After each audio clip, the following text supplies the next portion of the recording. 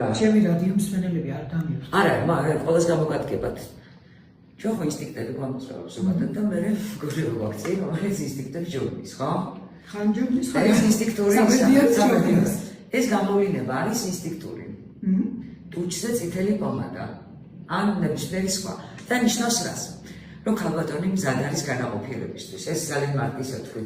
ანუ, მაგრამ ისევ ერთი შვილის დედა ვარ. ანუ პირდაპირ მნიშვნელობით განაყოფიერებისთვის არა. ანუ ის გახსნილია სამყაროსთვის და გახსნილია ურთიერთობისთვის. არ მინდა რომ ცუდად გაიგო და უზრდელურად. სხვადასხვის ერთ-ერთი აგრესიული, მაგრამ სექსუალური ფერია, რომელიც იზიდავს. ანუ შენ ხარ ძალიან გახსნილი და ჩამოყალიბებულად აგრესიული კი არა.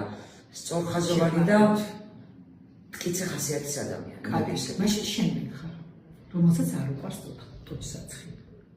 მე ვარ ადამიანი, რომელიც არ ჩანს, მაგრამ თუ დამინახე.